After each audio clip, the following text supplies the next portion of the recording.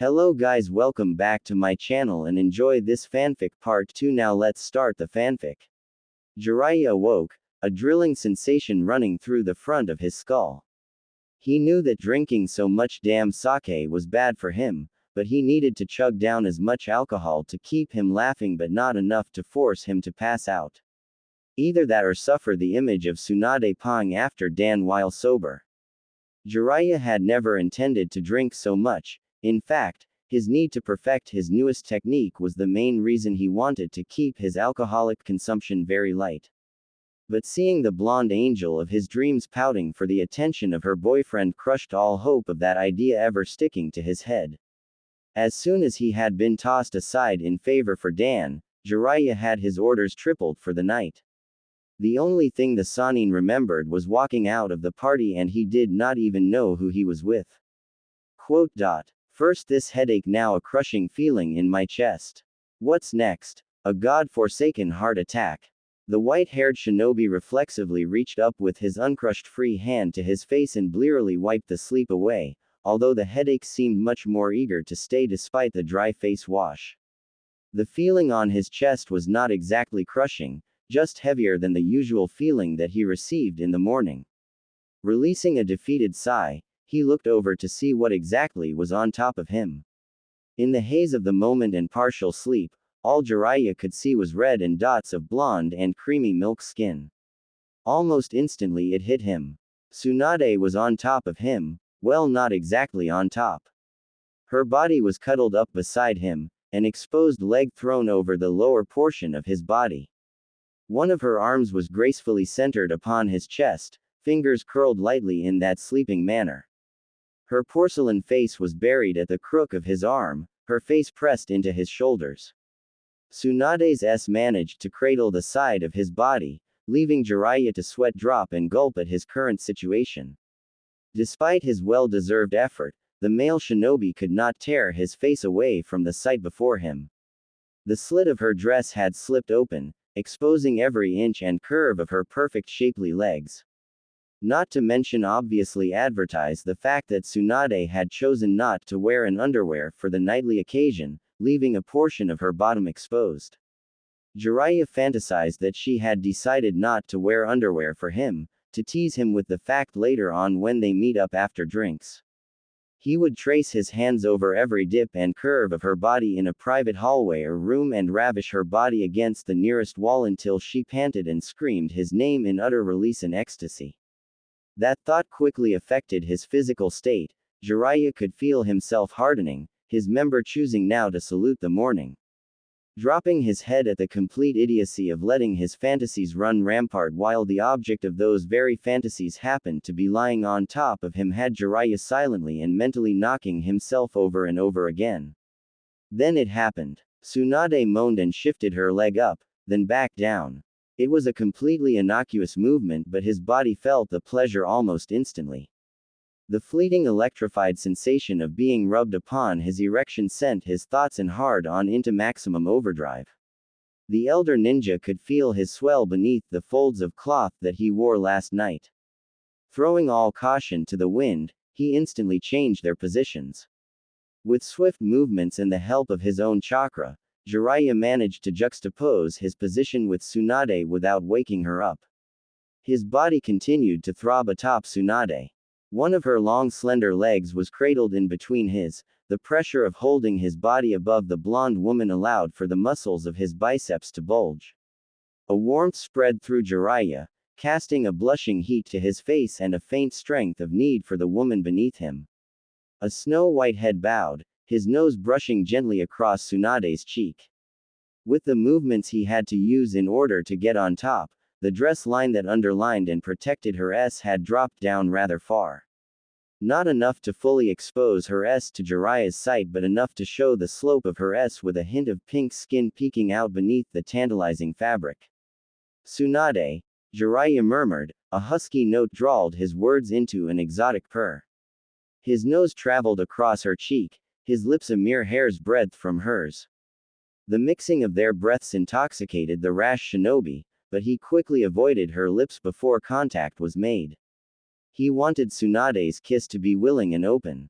He wanted her kiss to be of her will and accord.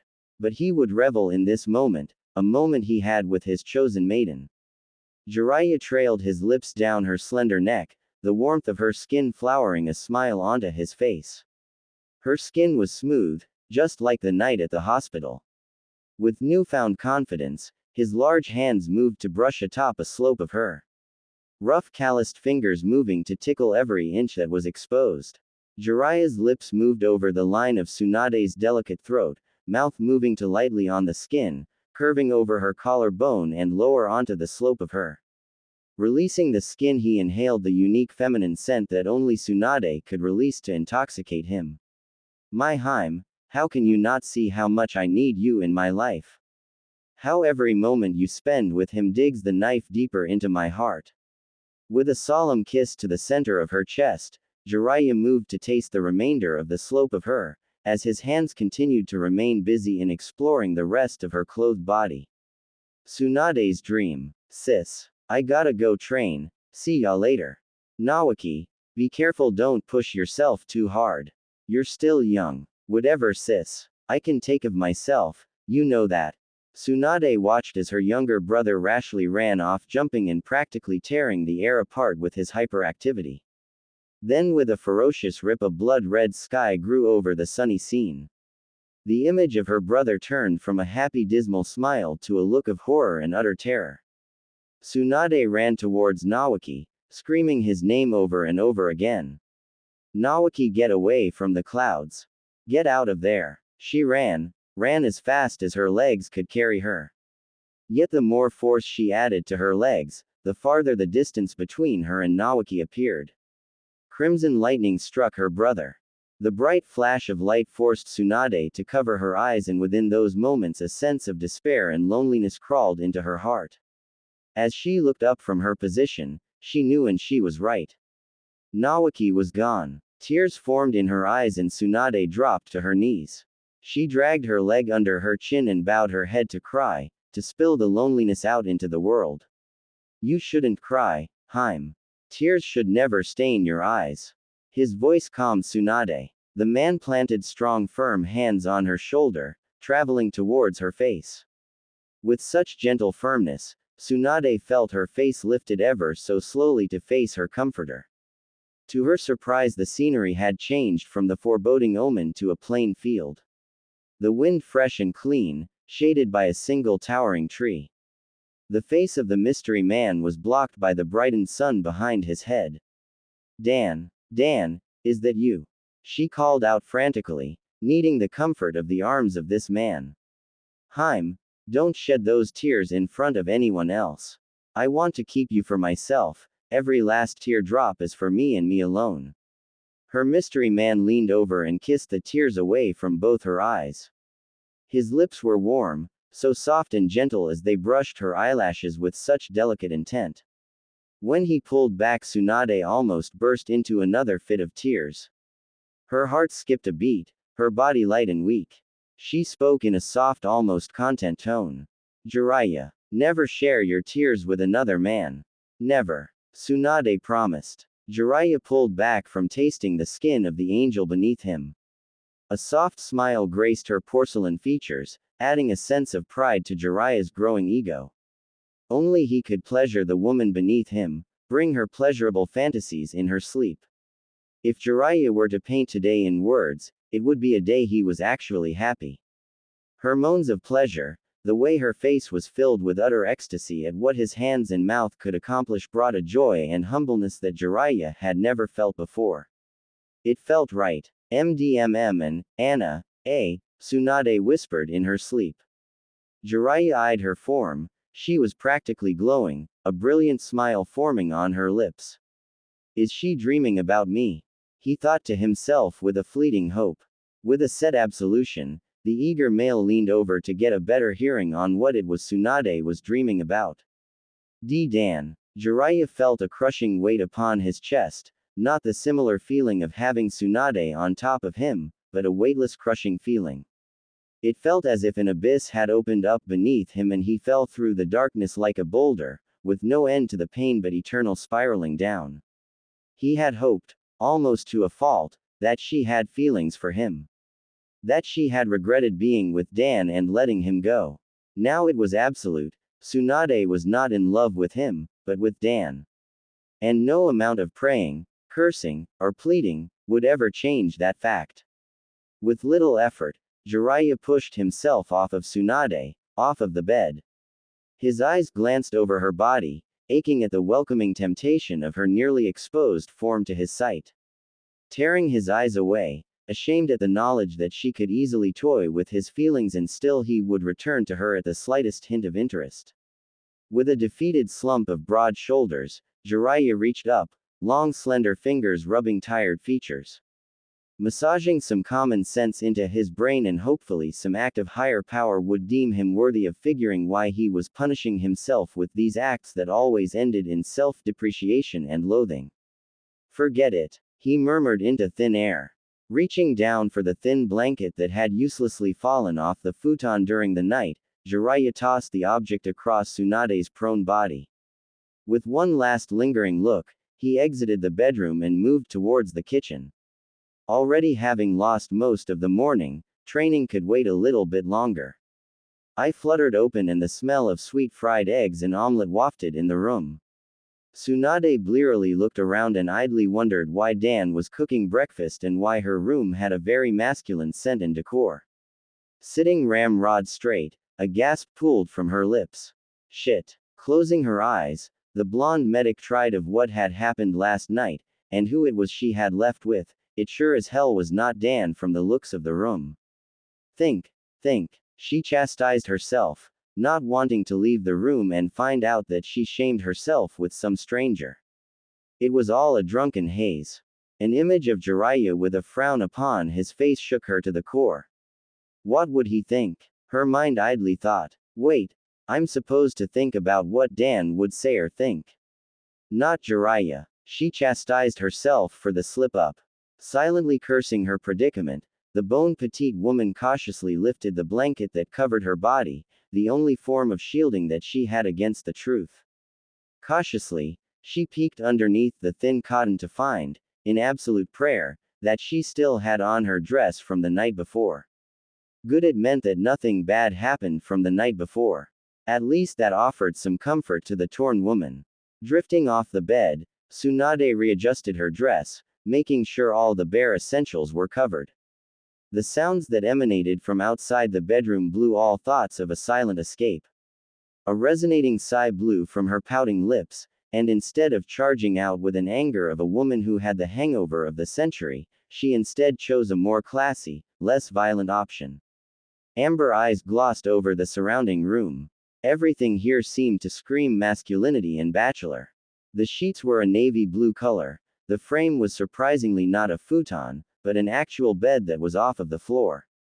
From what Tsunade could gather, it was comfortable, so it didn't matter. There were very few personal items in the bedroom. A dresser that seemed to have a bare counter. Slowly, Tsunade made her way over and ran light fingers over the objects there. There were papers of written orders and missions, which meant that her little drinking buddy was probably a shinobi. What interested her most was the bottle of cologne mixed with a few bottles of body spray and some accessories. The cologne was not of Japanese import. The words were clearly written in English. Giorgio Armani. Not many people could read English, but having grown up surrounded by scholars and the village's little princess, foreign affairs was a must, therefore the study of language was stressed. Gently, Tsunade placed the object back to where she found it. Opening a few drawers, Tsunade eyed the various pieces of clothing inside. She was surprised to see, not standard ninja clothes, but Western clothing. Jeans, a few shirts with undecipherable logos and so many others. Interested, she closed the drawer and opened the next one. A blush crept upon her cheeks as she noticed she had opened the drawer filled with briefs. But upon realization of what she did, an afterthought hit her. Whoever owned this apartment had good taste underwear. Tsunade had never liked boxers. They were loose and seemed very childish. Tighty whities were a no-no, but the man in question had briefs that hugged the thighs. She loved those. They were and very professional, at least to her. Curiosity still piquing, Tsunade moved towards the closet. Flinging the door open, she expected an explosion of even more clothes, however the closet clothes were very limited. The closet was vast but formal suits and shoes only covered a small portion of the space. A sound behind her caused her to turn abruptly, her mind moving at lightning speed to think of an excuse as to why she was inside the closet. The door opened and she came face to face with the most unlikeliest person to have this kind of an apartment, Jiraiya. As the two faced each other, Tsunade felt a fluttering surge in her stomach. Jiraiya was from the waist up. One of those jeans she had seen earlier was hugging his lower portion, perfectly, but he wore no shirt. Upon closer inspection, she could see that his hair was damp and a towel hung around his neck. A slow gulp was made by Tsunade, trying hard not to stare at the impressive wall of Jiraiya's deep chest. At the same time, she stuttered to think of an excuse over her actions in scrounging around his closet for no reason. But Jiraiya seemed to have come to his own conclusion. "Oh, you're awake, Tsunade. You should have come out and told me." Jiraiya placed quick strides into the room and opened one of the drawers. Sifting through clothes, he pulled out a starch white button-down collared shirt and slipped it on. "If you're looking for the towels, they're outside in a different closet." "Sorry for the confusion." He smiled gently in that manner of his as he buttoned up and rubbed his head apologetically. What was all that could slip out of Tsunade's mouth? "Towels," Jiraiya repeated. "Aren't you looking for towels in there so you could take a bath?" He nodded his head towards the closet as he fixed his hair and tossed the damp towel into what seemed to be the hamper. Oh, yes, I was." Tsunade sighed sheepishly, feinting her new getaway with ironic logic. "Okay, you can use the bathroom in here, I'll get you a towel to dry off." He offered her a slanted smile that seemed to glow in his dark eyes. "Oh, okay, thanks." Tsunade slipped into the bathroom and leaned against the door. How was it possible? When did Jiraiya grow from an annoying little brat to a man? He was tall, so sure and confident, his smile so open yet still reserved. She had never thought of Jiraiya as anything more than some childhood friend. A convenient person to be with that helped out when she was down. But now, ever since he came back, ever since she noticed that her relationship with Dan was far from perfect, Jiraiya had grown up. Correction, Jiraiya had always been grown up, had always been filled with power and arrogance and confidence, but she was just realizing now what he was and who he turned out to be. A man, a hot man. A knock on the door jolted her back to reality. "If you're decent enough, I got your towel." Opening the door a slit, Tsunade peeked out and saw Jiraiya, fully clothed, body turned away and eyes averted everywhere else but the door, with a yellow towel dangling from his fingertips. "Thanks." She grabbed the towel and gently enclosed the door once more. "No prob. Breakfast'll be on the table by the time you're done. So take your time." She never knew he cooked, and to think that the smell of sweet omelets was made by him made her blush deepen. There was so much she did not know about her closest friend. "Thanks for everything, Jiraiya." Footsteps faded off into nothingness and Tsunade jumped into the business of washing up. "So you cooked all of this?" A feminine voice questioned as chopsticks seemed to fly around taking small portions of each item. When Tsunade had stepped out of the bath, she had wondered what she would wear and how to get rid of her blasted headache hangover. Having dried herself off, she sauntered into the bedroom and found a pair of loose jogging pants that had a tie at the waist, a regular red t-shirt, and a robe lying on the now-made bed waiting for her. On the counter was also a bottle, a spoon, and a glass of cold water. It seemed that medicine would help her with her headache, and it did. "Yay! With whatever I could find in the fridge," Jiraiya absent-mindedly stated as he grabbed for himself as well and began to eat. "Wow, it's delicious. Jiraiya, you have a skill in cooking," Tsunade commented as she ate the delightfully flavored rolled eggs and omelets. There was also an odd mixture of rice and she questioned Jiraiya about it. "Oh, I used some leftover rice and mixed it with some chopped garlic and eggs with a bit of hot dogs." "Why is it bad?" No, it's really good. I've just never had it before." A laugh filled the room as Jiraiya and Tsunade caught up on old times, talking as if nothing had changed between them, that they had never drifted apart and chose to be with others rather than staying together in friendship. All the barriers and years were washed away as jokes and playful insults filled the air. Just as it was meant to be. After an hour of chats and laughs, Tsunade looked at the time. Crap. I got to go, Jiraiya. If I don't get back to my apartment, Dan might get worried since I haven't been home at all. Well, he's probably training, but still. She bustled her way around his apartment, not catching sight of his crestfallen face when she mentioned her boyfriend's name. Slipping out of the robe, the curvaceous blonde made a run for the door when Jiraiya called out her name. Turning around, Tsunade waited, hesitantly. Then Jiraiya walked towards her, offering her a jacket. Confused, he pointedly looked down and she looked. To her horror, Tsunade could clearly see the outline of her nipples through the thin comfortable shirt. With an embarrassing moan, she slipped on the jacket and woodenly began to leave the building. Hey! It was Jiraiya's deep baritone resonating over every pore of her body, causing it to tingle. You wanna hang out tonight? I'll be free. Oh, I have the night shift, remember? Oh, yay. My bad. Bye then. Jiraiya awkwardly looked away, mentally cursing himself for his obvious need to see her again. He did not close the door, until she could see her back turn the corner. It seemed to him, that ever since he had returned to the village, her back was always in his line of vision. Tsunade entered the brightly lit room. A sense of deja vu hitting her instantly. She had prayed to whatever beings were out there that Dan had already left for morning training and she could hopefully avoid the embarrassing questions of where she was and with whom she was with.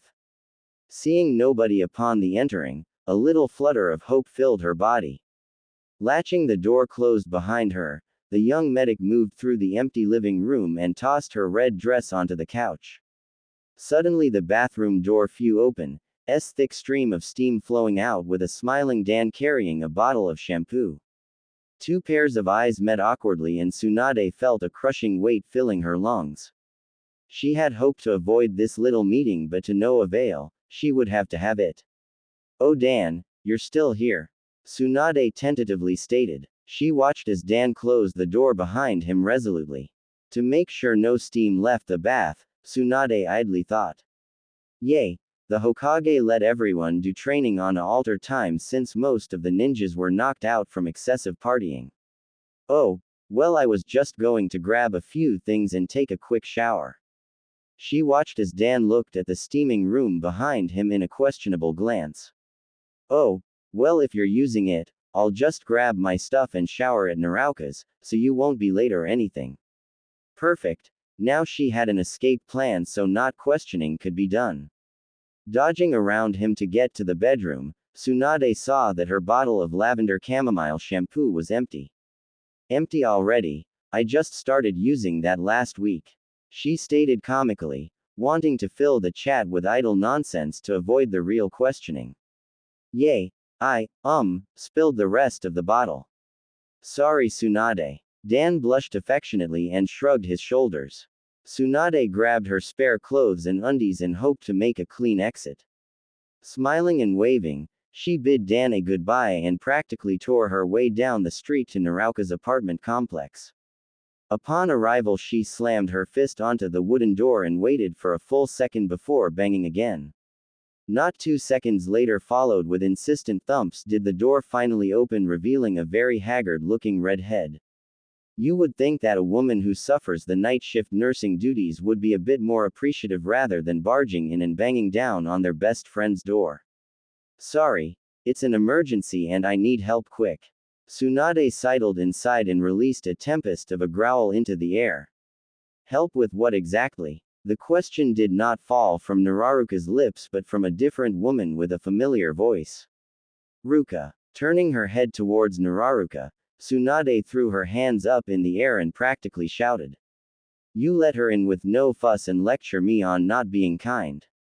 First off, she was nice enough to just use the key and make herself comfortable and made breakfast to boot, and you come knocking on the door like a lunatic while I was sleeping.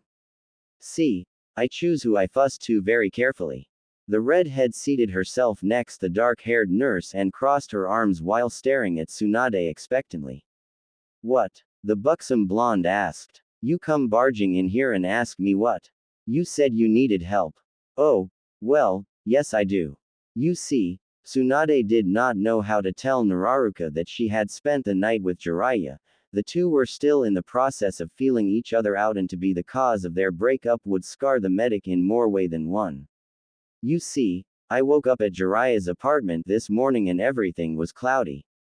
I don't remember anything that happened last night. I mean, I don't think we did anything. I woke up by myself and I still had my clothes on, so I'm pretty sure that nothing happened. She babbled at piston speed. Naruto started to laugh, finding her best friend's flustered state to be very amusing. When was Tsunade ever going to learn about her feelings for the perverted Sanin? Hopefully soon enough. But for now she was trying and coax her friend. Don't worry about it. I asked him to stay at the party and watch you when I left for my night shift. Dan got lost in the crowd and I didn't want you to be drunken alone. Okay, that was not the entire truth of the whole business. Dan did not exactly disappear into the crowd, he had gone missing after Tsunade was exceptionally drunk. And Naruto did not leave for her night shift, not precisely anyway. She had left an hour early so she could talk to the director of nursing and ask to take over for Tsunade's shift. As she was leaving, she did not ask Jiraiya to watch Tsunade, she just shoved the snow-haired male into Tsunade's vicinity and left it at that. But altogether it seemed to have gone well. She was hoping that in the course of the drunken night that the two would go at it and Naruto would reveal her newest catch with no ifs, ands or buts, but apparently nothing happened and now she had to choose the right moment to tell her friend that she could have Jiraiya while she toyed with her new Anbu lover. Damn you Jiraiya for not screwing her and make our relationship fall apart. Ruka had even made sure that the two were always drinking something and steered them to be together all night, much to Tsukumo's disapproval of the two women potting again. But, of course, Ruka easily silenced the masked ninja with a come-hither look that promised a hot night of the Anbu capturing the female woman in the dead of night. According to Ruka anyway, if Tsunade even caught a whiff of her two friends plotting against her, there would be hell to pay. Which was why her relationship with Segura would have to be kept quiet until the opportune moment, or their temperamental blonde would be chasing them down with a scalpel. Oh, you did. Of course I did, Tsunade. You were drunk and your man was missing. What if you got stuck with some psycho who thought he could get lucky with a drunk woman who has watermelons for a chest? Honestly, a walking wet dream who was drunk would have put you in danger. Blushing, the young princess easily saw the logic. Then something clicked, making her blush altogether. Jiraiya was probably just as drunk as I was and he didn't take advantage of me. He could have, but didn't. That thought caused to emotions, a giddy relief that Jiraiya was such a gentleman and anger at the thought that maybe Jiraiya did not want her as much as she wanted to him. It was hard to decide whether his actions were compliments or insults. I know, and that's the worst part of my plan backfiring.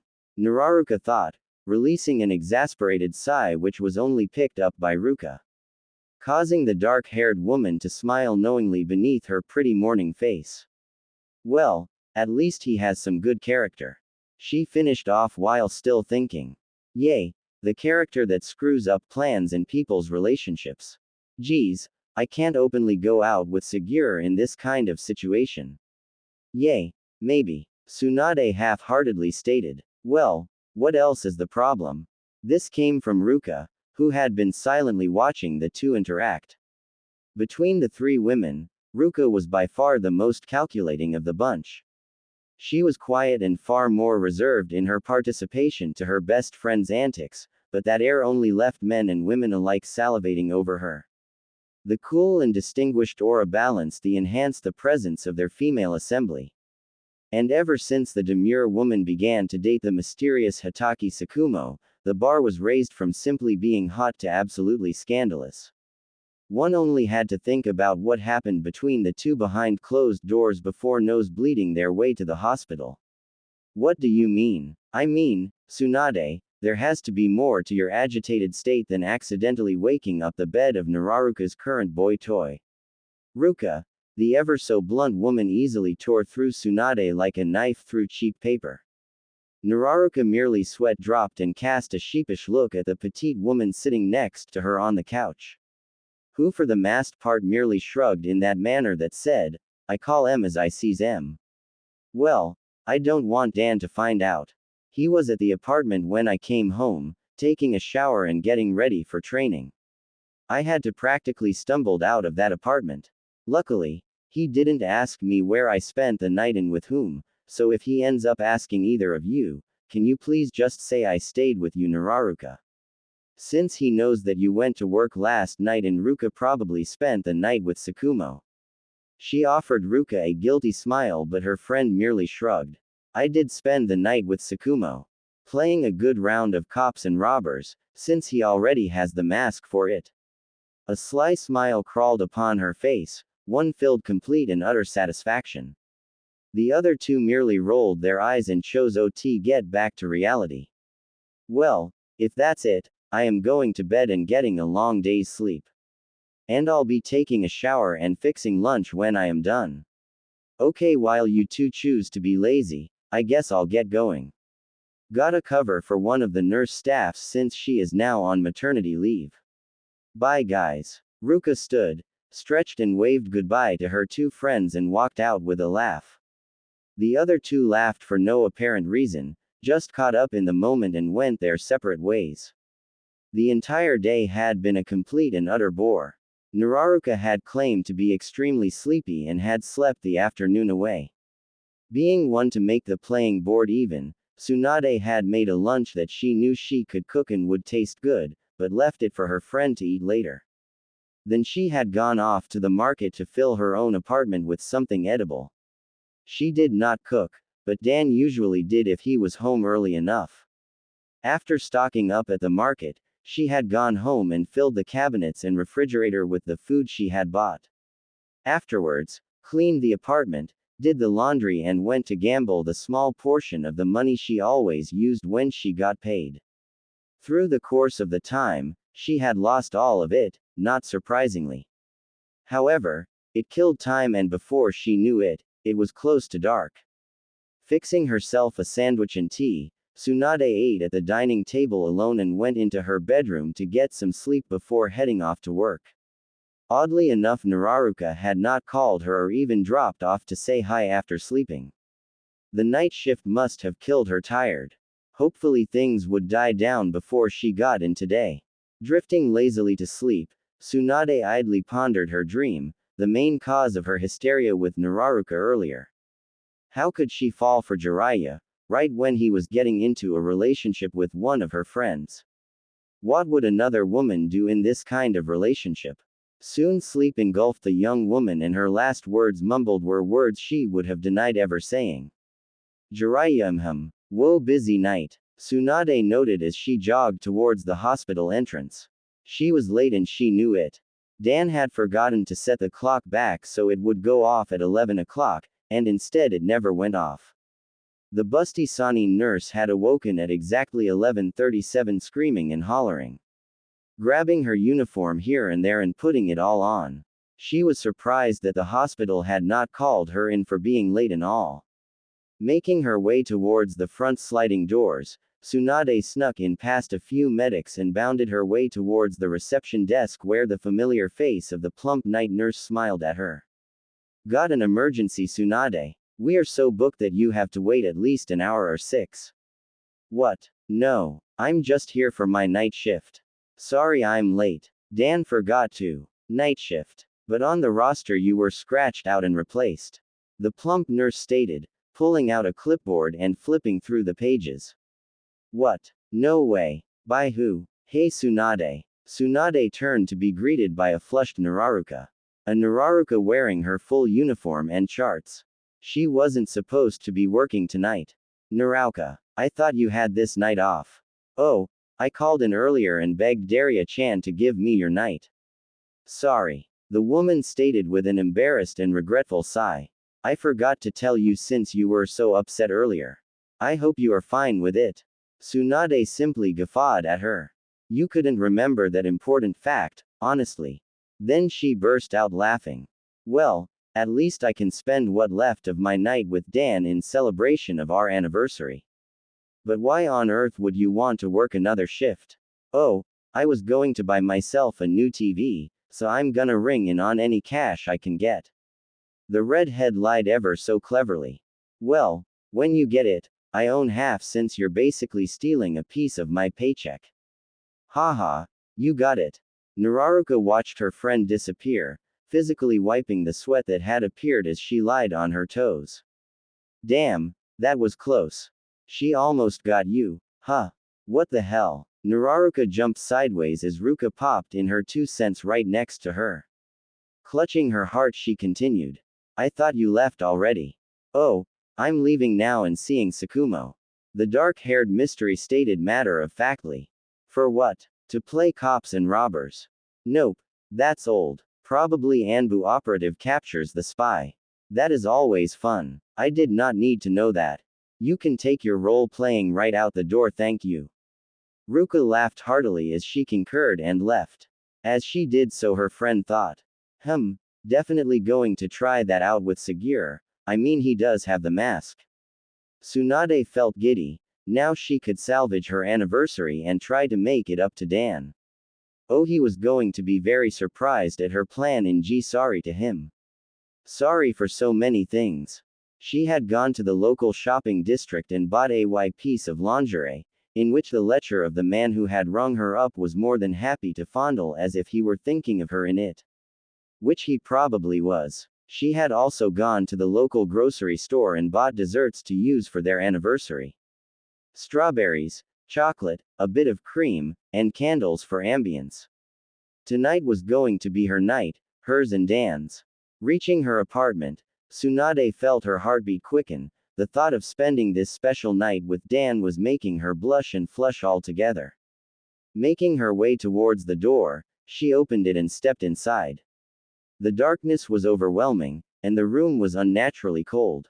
Sounds caught her attention. They were odd sounds, very odd indeed. Still clutching the bags she had bought, Tsunade tiptoed towards the direction of the sound. A clammy feeling filled her body as she realized it was coming from the bedroom. Padded feet silently moved her body closer to the bedroom door. The sounds grew louder and louder with each step. Filling her ears, echoing in her mind. Gently, her hand laid upon the cold wooden frame. Gently, she slid the door and crack. What she saw tore her heart into pieces. It was impossible. With a violent pull, the screen pulled out all the way, and the sound of plastic and heavy fruits landed on the floor with a resounding thud. The creators of the sounds froze in their act and stared wildly at the intruder. It was Dan. Dan had been making the noises, along with his companion. Not a woman, no. Dan did not make that noise with a woman, it was a man whom he shared their bed with. It was a silken, jet black-haired male that Dan was with. It was Orochimaru. The two looked at her through glazed, lust-filled eyes. Eyes in which she could see her trembling wide-eyes face. Dan was on his hands and knees, Orochimaru atop him, long pale fingers nestled between tan thighs cradling the throbbing erection there. Two bodies molded together, connected at the waist in an intimate wrap of sensual pleasure. Tease Tsunade. What are you doing here? Her boyfriend asked with shocked wide eyes. Tsunade did not speak, not did she react to his words. She simply watched those golden snake eyes mocking her beneath the cold exterior. With a muffled scream, she ran. Ran away from those eyes, ran away from that trembling voice asking her why she was there. The voice that had once stated endearing compliments. She should have known. Should have. His cold body the night she was with Jiraiya at the hospital, the voice that had called to him when they met up before the party. His constant disappearances, his happy face when she said that she was working on the night of their anniversary. The bottle of shampoo that was now laying empty in the trash can. They had been at it for weeks, maybe even months. And they had played her for a fool, so many signs and she had ignored them completely. Her legs felt like deadweight, the cold air biting into her lungs like claws and teeth, tearing away at her flesh from inside.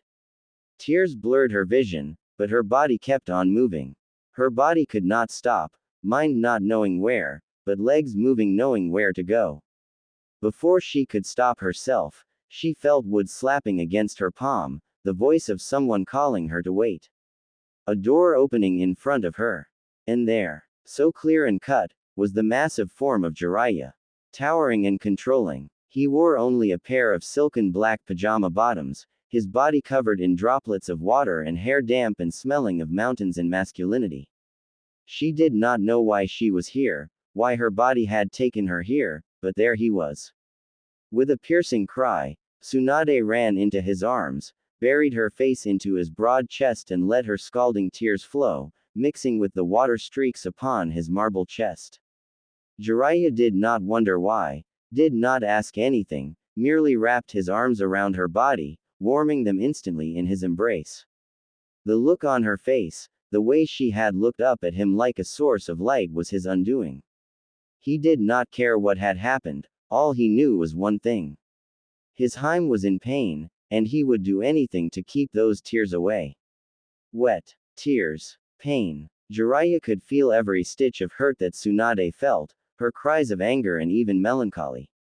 It stroked his heart in ways he would deny for now. He did not understand what would drive her into his arms this late at night, but he knew one thing loud and clear. It was related with Dan. With the name, a rush of anger flooded him. Pure, seething hatred and rage swallowed his reasoning and thoughts in one giant gulp. I'm going to kill that rat bastard, he uttered in a vicious curse. Tsunade's trembling eyes looked up in shock, wondering if Jiraiya already knew about the relationship between Orochimaru and Dan, but it wasn't possible. Was she the only one blind to the ongoing affair of her boyfriend and one of her comrades? Why? She asked cautiously, her voice no longer the strong tone she had always presented. It was meek and held a tremble. Jiraiya's hands shot out and grabbed her upper arms with such rigidity she stepped back from the shock, but still he kept her pinned with his grip. Why? Because that son of a bitch hurt you. Again. He doesn't deserve you, Tsunade. God damn it, he doesn't deserve your smiles, your laughs, your words, or your love. He doesn't. With widened eyes, Tsunade just stared at her white-haired friend. His demeanor, his voice, the way his eyes were filled with pure malice and hatred for Dan, yet still held a soft compassion for her, shocked her to say the least. Bowing her head, she spoke. I know that now. Fresh tears began to pour out, wetting her cheeks in their hot pursuit to meet the ground. He doesn't care. No, he never cared. And I just stood by him, taking it all in. Pretending that everything was all right. Trying to piece together a relationship that was already broken to begin with. Tsunade's slender hands reached up to frame her face, her shoulders sagging as a river of tears flowed. I'm such an idiot. Looking down, Jiraiya was ashamed of his anger. She didn't need this now, his anger, and his frustrations. No, she needed someone right now and he wouldn't be cold enough as to run past her and beat the living shit out of that mother. As much as he wanted to. Raising his damp head once more, his eyes glanced out of the doorway, seeing needles of rain beginning to pour down, mixing with the frighteningly cold air. A winter shower greeted his eyes. How wonderfully ironic it was, considering the mood in his apartment. Reaching past the blonde woman, Jiraiya shut the door, shutting out the rest of the world and allowing the warmth of his apartment to surround the frosty space between the two bodies. When he had heard knocking at his door, Jiraiya had been showering at the time. Training had been a sweaty and bloody ordeal, but he had never expected to be interrupted in the middle of a shower. When the banging had happened, he had assumed it was Sagir calling him for some kind of midnight raid on the village or the Hokage being under attack. Jiraiya had leapt out of the shower, grabbed his black silk pajamas off the bed, slipped them on still wet and threw open the door. He had never expected it to be Tsunade. Not on his life. And now, here he was, damp and cold, standing awkwardly in front of a woman he had loved for ages. Who, at the moment, was utterly incapable of forming a single coherent thought. Swallowing his dignity with a bit of ferocity, Jiraiya bent forward and lifted Tsunade in his arms bridal style. She released a small yelp but conceded to his whims. Large feet could be heard thumping on the wooden floor as the toad Sanin made his way towards the bathroom. He settled the blonde onto the floor and began to twist knobs around. Water quickly filled the massive bathtub, causing steam to coat the mirrors as heat encompassed the two. Tsunade just watched the muscled back move with fluid grace.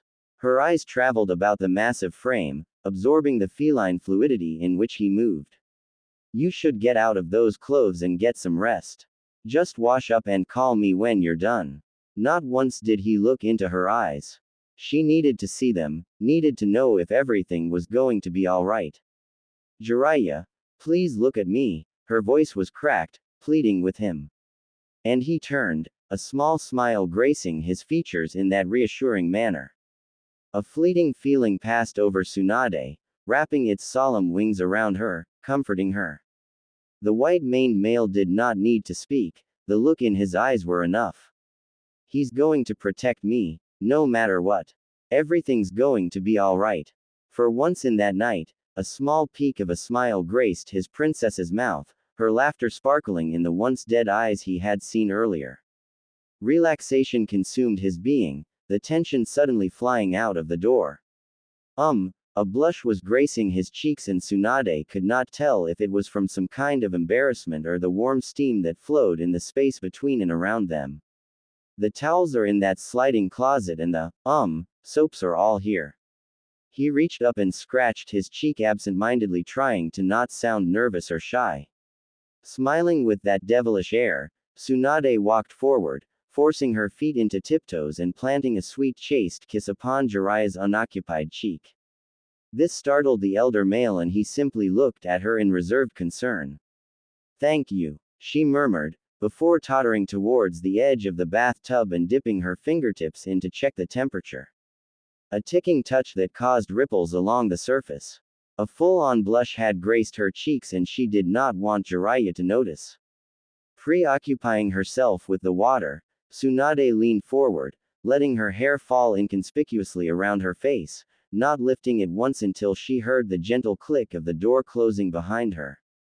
Groaning at her sudden audacity, the young princess buried her face into her hands and released a gentle squeal, as if she were a schoolgirl who had just managed to make it out with the star athlete. Outside, the star athlete was busy rummaging in his closet for clothing that would fit his current guest. He tried his damned hardest to keep his mind focused on the current task instead of wandering off to ways on torturing the pale-haired son of a bitch until he could only drink through a straw for the rest of his god-forsaken life. Finding a pair of pale gray shorts and a slim-fit black t-shirt, Jiraiya mumbled a curse, wanting nothing more than to pummel that girlish face into non-existence. He none too gently tossed the clothing on the bed, taking long strides towards the dresser that held his limited supply of personal belongings. Looking up, the defeated male stared intently at his image. A scowling, rugged face staring back with as much gusto as he felt. Tension and seething rage could be seen hidden beneath the calm dark eyes, clawing and ravaging to be released. Before he could control himself, Jiraiya slammed his fist into something on the counter. A flood of crimson began to flow down from his balled fist, the skin on his knuckles ripped to shreds. He murmured, lifting his injured hand and noticed the glistening of crystalline glass embedded in random areas of flesh. Sheepishly he looked down, noticing that he had slammed his hand into the picture of Tsunade in between Dan and him. She was practically glowing in adoration for her boyfriend and Dan had one of those soft kind looks that spoke of modesty. Prick. Shaking his head at the stupidity, Jiraiya gently lifted the photograph, carefully pulling out the remaining pieces of glass, tossing them into the trash along with the smaller chunks. Making sure there were no pieces that Tsunade could get hurt from, he placed the picture back to where it was. Balling his hand into a fist, the stinging sensation caused him to flinch slightly. A mumbled curse was given before he made his way towards his bed, getting on his knees and blindly began to pat down the area beneath the bed for his medkit. Tsunade's head snapped up at the sound of something right outside the door. It sounded like a crash. She idly pondered if Jiraiya had dropped something, maybe a vase or a plate. He could be such a klutz at times despite his training as a shinobi. Instantly her mind began to wander off, thinking of those times when she had been with Jiraiya. The moments where she would feel as if the world would collapse and abandon her, and still there he was, arms open wide and ready to comfort her when necessary. It wasn't necessary, it wasn't his job, but he did it anyways. Through her tears, her rage, her right hook, he had always stood next to her to help support her. And yet, not once had he complained about how cruel she had been to him. Rejecting him year after year, very coldly, and even punching him into the air from time to time. How could he find the courage to even get back up and back her up through everything? How? Where did that annoying little perverted boy go? And when did that handsome, strong, perverted man walk into her life so gradually without being noticed? So many questions threw themselves into her mind. What if situations thrusting at the back of her thoughts? So many things could have been different. From her position as a shinobi to her love life, so many things. Nawaki would not be dead, Dan would still have been faithful and even a friend, and she could have been Jiraiya's steady girlfriend. Sure, they would fight and bicker over small things such as her seeing him ogle another girl, and he would just deny it and use his charm to prove it to her. So different. Snapping out of it, the nurse simply stood up from her soak in the bathtub, enjoying the lasting scent of lavender chamomile on her skin before draining the massive tub. The bathroom was splendid for something that was situated in an apartment. The tiles were a smooth granite site, pale gray that flashed with an air of aristocracy. The tub itself was massive, good for 2 people, maybe 3. The bathroom was even equipped with a shower. The sink was lavish, and of course there were the other commodities, toilet and a small closet for towels. Padding on wet feet, Tsunade reached into the closet and pulled out a thick, massive robe. It had to have been Jiraiya's. Slipping on the soft fabric, she looked down to see the black cotton pool around her feet in a mass. Massive height and build difference. But it kept her warm. Somewhat dry, she lithely stepped into the bedroom, finding it completely empty. Her eyes did, however, scan the items left on the bed. A black t-shirt lay there along with a pair of gray shorts. Graciously making her way over towards the bed, slender hands picked up the t-shirt and slid it on. The soft fabric rustled its way over her now dry body. The hem finally reached just above her knees, once again highlighting the massive difference in size between the two sanin. Noticing exactly where the shirt ended, the blonde medic chose to forego the shorts since it would have been much too large for her to wear in the first place. Planting firm fists on her hips, hazel eyes began to wander around the room for a hairbrush. She refused to go outside with bathroom air-dried hair. That was a major no in her book. A spiked black brush caught her attention on the dresser counter and she nearly leapt in joy. Bounding across the wood, she picked up the treasure and began the natural feminine daily routine. Titling her head off to the side, Tsunade twirled her hair to one side, exposing her slender creamy neck. Her hand moved in long strokes, getting rid of the tangles and inconveniences that came with maintaining a shining head of hair. Out of the corner of her eyes, she noted a picture with glass missing from the frame. It was a picture of her with 2 male bodies on both sides of her. Once was Jiraiya, the other Dan. It was taken almost 2 months ago, when she had began to seriously date Dan, and before Jiraiya had disappeared off into another dangerous solo mission. Both males were garbed in the usual shinobi attire. However, Jiraiya wore a long-tailed robe with a fiery design gracing the edges. In the photograph she was leaning towards Dan, an enticing little smile covering her mouth matching that of her boyfriend's, while Jiraiya just offered a half-assed scowl while rubbing his head and looking off towards an object not present in the picture. She remembered that day very clearly. Dan and Tsunade had been celebrating their first-month anniversary and they had bumped into the elusive ninja, Jiraiya, in one of their long walks around Konoha. Tsunade had practically begged Jiraiya to take a photo of her and her boyfriend, but he had just scoffed at the idea and shook his head, calling it stupid. She glared at him and finally asked a passing old man to take the picture. Of course, the old man had taken a picture of all three of them instead of just her and Dan. When the image had printed, Tsunade rolled her eyes, cut out Jiraiya and pasted the picture in the photo album she kept of her and Dan together. Grudgingly, she sent another reprint to Jiraiya with a note. A gentle finger traced the smooth flat surface of Jiraiya's likeness in the photograph, the hard lines of his rugged face shaped and sculpted by years of military training and discipline, yet despite all the times of disappointment and death he could still smile with such a carefree spirit. It was those moments that made Tsunade's heart soar, making all the negative events in her life hurt less and made living so much more beautiful and worth it. She hoped to all odds that he would keep smiling like that. Eyes glowing, teeth flashing, eyes glinting with just a hint of mischievousness. It was worth it. He was worth it. Silently, the frame was lifted and the photograph carefully removed from its case. She turned the image over and traced the inscription in the back. It was her handwriting. Baka. Keep frowning and you'll get anload of wrinkles when you turn 50. Tsunade. She had to giggle at her childish antics towards him. The simple fact that he had kept the photograph despite her rather rude note spoke volumes of his character as well as his respect for their friendship. Jiraiya murmured as he tweezed an embedded piece of glass out of his knuckle. His action only caused the skin to break, resuming with a steady flow of fresh blood. Due to his very limited knowledge of medical ninjutsu, Jiraiya was forced to deal with the injury the good old-fashioned way, wrap up and tape up. But he could at least try to heal the deeper cuts rather than stitch it up. Onyx's eyes narrowed considerably as his firm hand resolutely picked out more shards of glass from the ravaged skin. Heat began to permeate from the torn hand, due to the excess blood flow moving towards the areas, and it irritated Jiraiya to no end. Focused mainly on the current mission, the sound of a door sliding open was lost upon the male or the gentle patter of feet making its way towards the dining area. What happened to you? A shocked tone reverberated in the relatively silent air. Amber eyes cast over the scene presented.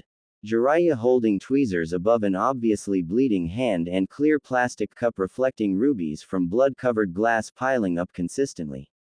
An open med kit with antibiotics and bandages strewn out. Typical that as soon you are out of my sight you go off and rip apart your hand. Why didn't you just call me, honestly? Huffing in indignation, the blonde medic went into the kitchen, grabbing a bowl and small cloth there. Twisting the faucet open, she waited for the hot steam to spew forth before settling the bowl beneath the warm waterfall. It's nothing really, Tsunade. I just had an accident, that's all. Jiraiya had been frozen in place from his little repairing moment. He should have told her about the wound, but then she would begin to ask questions about how he had gotten it, and that was something he refused to face. Nothing. She yelled over her shoulder as she closed the faucet and made her way back towards the dining room. Those cuts are deeper than you'd like to admit, Jiraiya, and you're not treating it properly.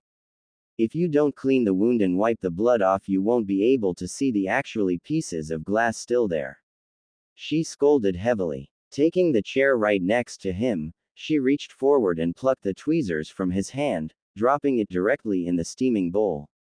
An airy flow of blood lifted off the tweezers, smoky-like almost before dissipating and mixing with the water.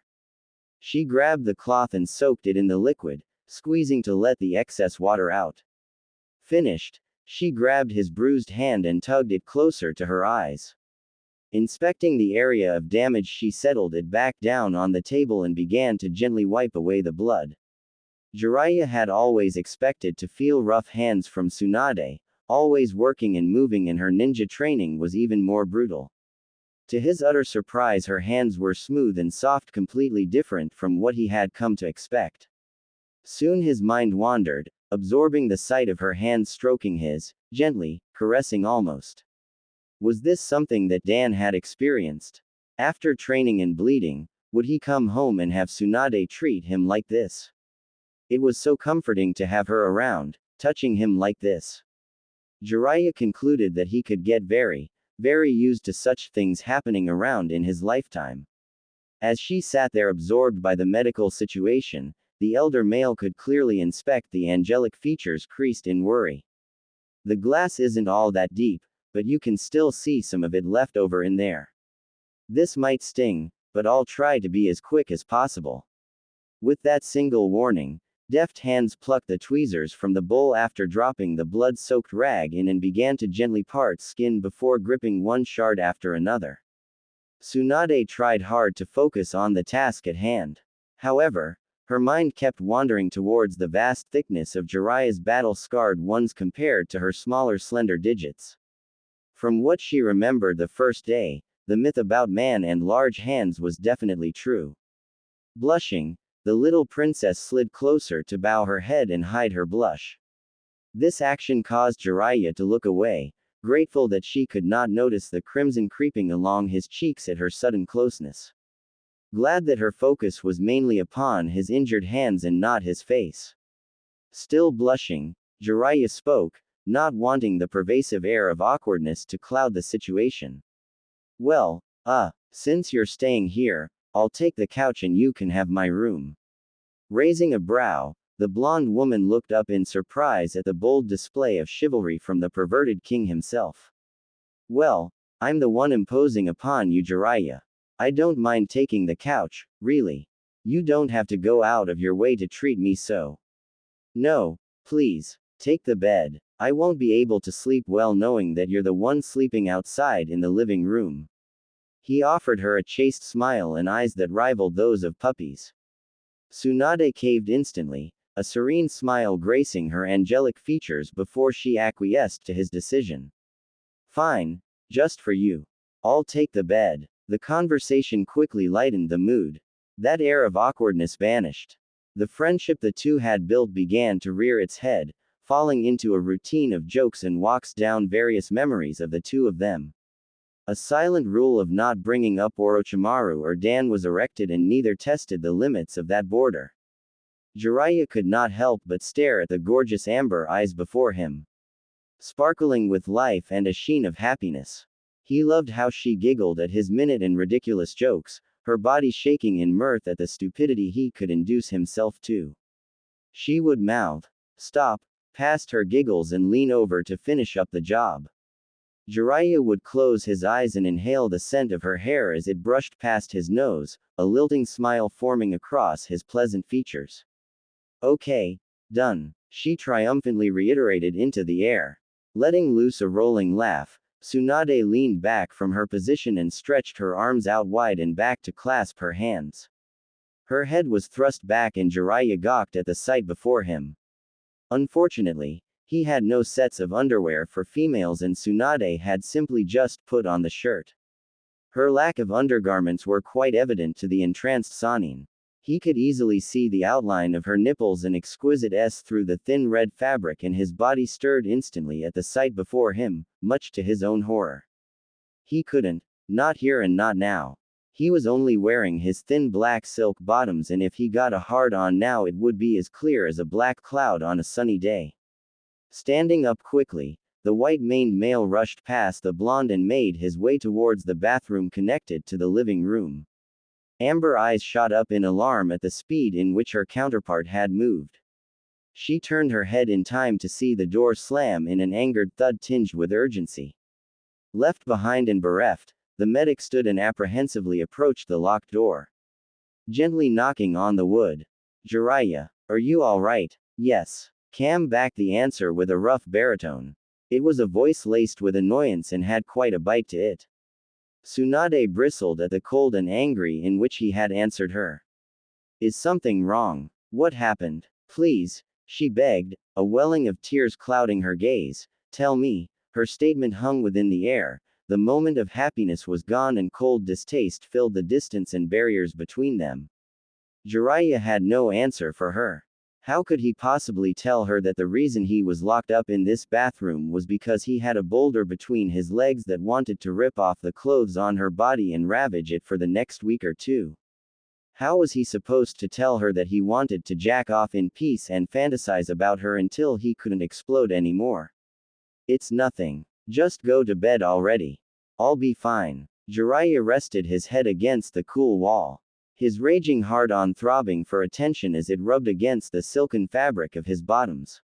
Shit! Exclamation mark. Damn it all to hell. Looking down, he could see the thick outline of his rigid member stretching along the thigh of his pants.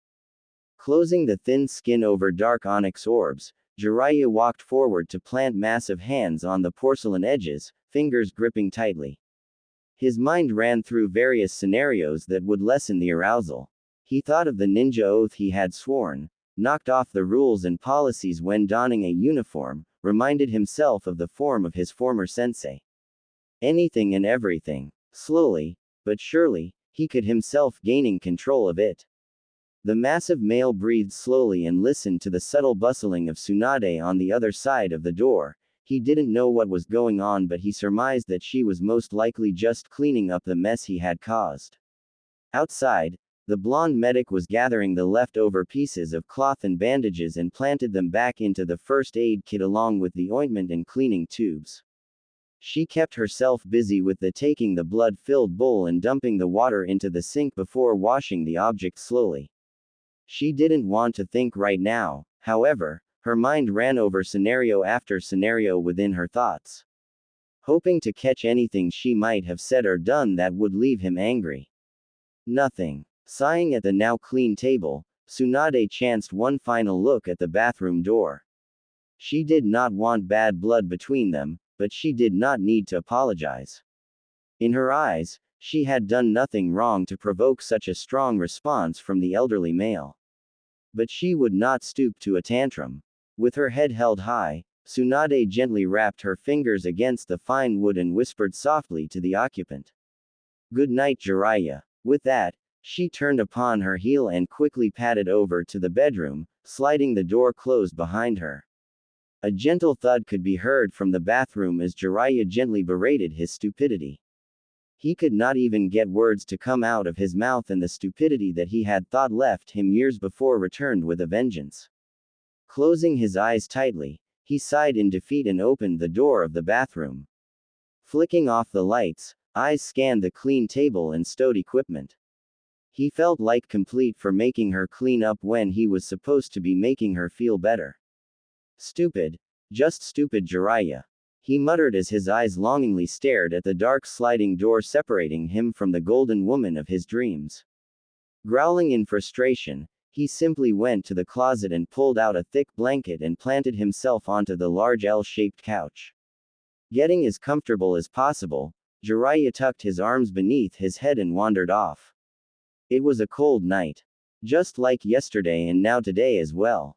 The large bed did nothing to help keep her lithe body warm, and the thick blanket was doing only a slightly better job at it. Sitting up in the massive room, Tsunade blearily looked around and felt alone and freezing. Harem. With a sheepish moan, she wrapped the blanket tighter around her frame before scrambling off the silken bed.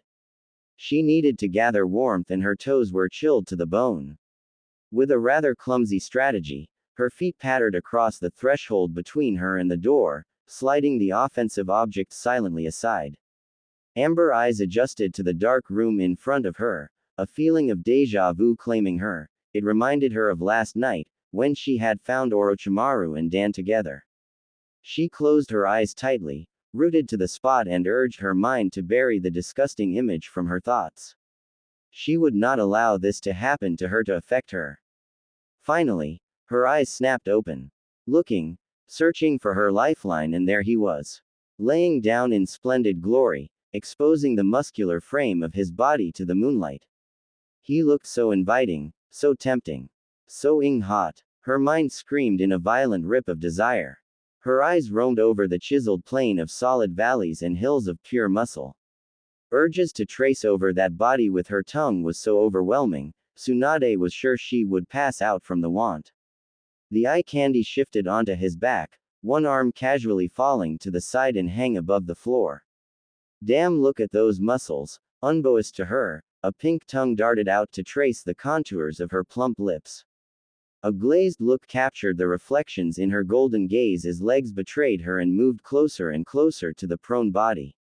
The sun-kissed princess sat at the edge of the couch staring at the snow-haired sleeping ninja.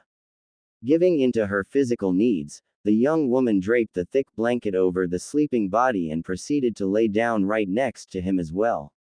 Jostling the ninja awake, a large hand wearily reached out to stop the movement of the petite frame next to him. What the hell? Tsunade. Caught in her act, the blonde merely offered a tentative smile to the ceiling, not meaning to wake him. Giving in, she laid down comfortably into the crook of his arm, basking in the warmth of the large muscular frame next to her. Her legs felt the hot touch of warm silk, disappointed that he wasn't. But Jiraiya's body felt wonderful. He was warm, unlike Dan. She could feel the heat emanate from his body and wrap itself so swiftly and tightly against hers. I'm cold, she murmured in utter ecstasy. A tone that slapped the male awake for a few moments until the grogginess settled back into him. What the hell? He threw all caution to the wind and gently moved deeper into the hump of the couch. Turning sideways to allow more room for her and settled back down with his other arm encircling her waist beneath the double layer of blankets. Tsunade purred in contentment, basking in the comfort of her new position. She forced her body tight against the mountain of a man and inhaled that rich scent that was Jiraiya. He smelled of that cologne she had found earlier in his bedroom mixed with soap. It was heavenly. She loved the feeling of his body, the way his large warm hands settled so naturally against her stomach. The way he cradled her so tightly to keep her from getting cold. It was as if she were made for him, every shape just fit so perfectly. It wasn't long before she settled into a wonderful and haunting sleep. Jiraiya smiled at the sound of her moans and sighs of pleasure. Pride filling his every being at the sounds he was able to elicit from the beauty pressed against him. Out of possessiveness, he tightened his hold on her and buried his face into the silken mass of hair. Inhaling deeply to savor the scent of the shampoo she used before drifting off into a seamless sleep. The last thing he remembered before drifting off was the sweet sound of her moan whispering his name. Jiraiya. He smirked. A gentle voice filled the silent living room of Jiraiya's apartment. Tsunade's golden eyes fluttered open. The image that welcomed her sight was nothing more than a bluish-gray scenery. It was obvious from the lighting that the sun was not close to peeking over the horizon. A soft groan was exhaled and Tsunade buried her face into the crook of the strong arm beneath her head as her body subconsciously moved closer to the source of her warmth. Then she froze, eyes snapping open in alarm. Despite Jiraiya being dead asleep from the sound of his breathing, his soldier downstairs seemed to be running on auxiliary power. It seemed to her that someone had been running night duty. And doing a damned good job of it too. The blonde female released a shuddering breath at the feel of heat scoring across her buttocks. Her mind drilled the message that his body was simply reacting in a natural manner when presented with stimulating dreams. However, she could not stop the feeling of giddy arousal at the thought that his condition was prompted because of her presence. With utter betrayal, Tsunade's body formed closer to Jiraiya's. Her pert bottom beginning to grind against the stiff column that pulsated behind her. A heady groan slipped from between her plump lips at the aggressive pounding of his.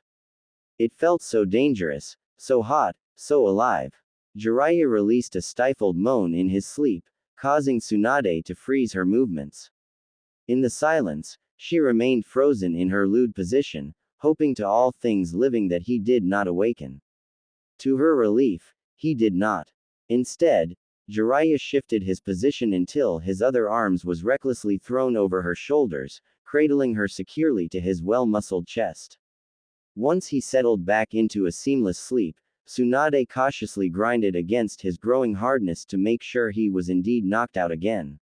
She felt him twitch to her action, but the handsome ninja above her did not stir one bit. Satisfied, Tsunade allowed herself to fall into a whimsical fantasy. Her thoughts drifted to a scene of Jiraiya roving his hands over her body in a confident, possessive manner. His gestures would be rough, yet gentle in appealing to her to allow him to do as he wished. In sync, Tsunade's own hands slid down towards her hips, mimicking what her Jiraiya fantasy lover would be doing to her. Her fingertips massaged the fleshy edges as her lover would. Then, Jiraiya would grind his aching need into her bottom, moving in that low tortuous rhythm that heated her body up. Tsunade's hips moved to press harder against the growing monster, satisfied that it strained to meet her own flesh. It was exhilarating to know that Jiraiya's body responded to her own so willingly, so strongly. Perhaps it was her way of knowing that she was not a complete failure when it came to her ability. But in reality, she had fantasized about this kind of moment with the tall shinobi for quite some time. The white-haired devil in her fantasy was tortuously making his way towards her center, whisper indecent and vulgar words into her ear. Speaking of how he longed to take her away from Dan and viciously show her how much he needed her.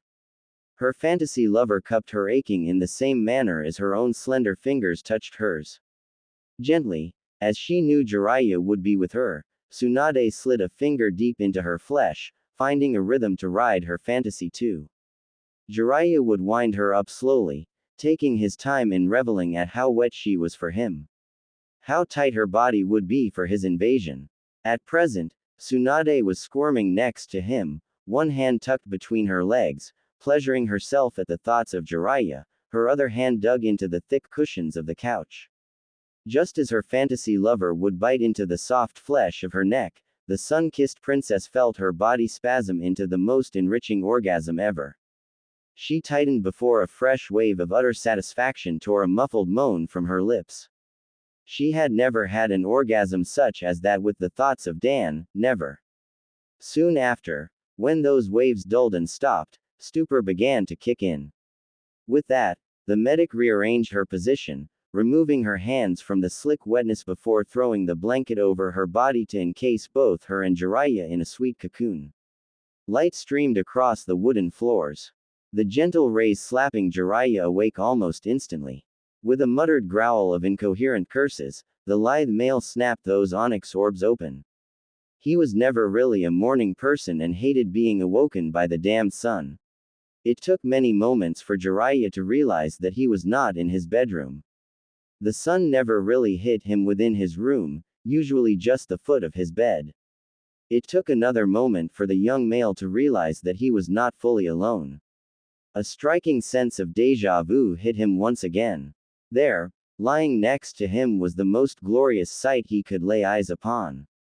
Tsunade. How many mornings would the serene beauty next to him haunt his early wakings?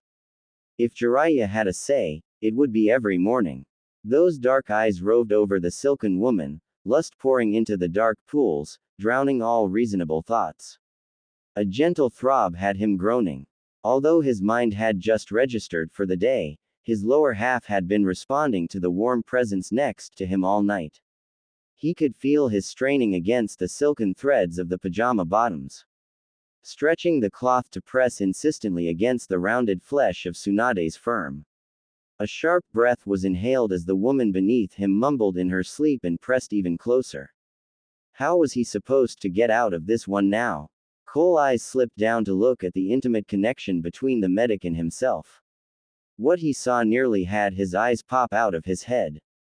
The large t-shirt that he had given her last night had completely ridden up sometime during the evening, exposing the sight of soft creamy flesh. The young princess obviously did not have underwear on. A whispered string of curses followed suit as the snow-haired mountain of a man pressed his face into the silken hair of the golden goddess beneath him. Scarred palms scored over the warm flesh of her hips, sliding around her waist fully in that possessive manner. Damn his hands, they were traitors as they gripped those perfect curves. His hips were no better. They began to grind a smooth rhythm against those sweet globes. Her scent, her skin, her very warmth, drove him insane. Jiraiya's thoughts swirled into a fantasy. He dreamed of the young princess writhing beneath him in pleasure as his mouth scored over her large aching S.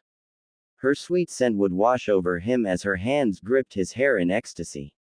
The princess of his dreams would be moaning and begging him to never stop. Her head thrown back in pleasure as he ravaged her neck and devoured her nipples in his mouth. Her body would be supple and soft as he thrust against her. It was no surprise when a thick grunt filled the empty room, a grunt of ecstasy and completion that escalated to a long moan.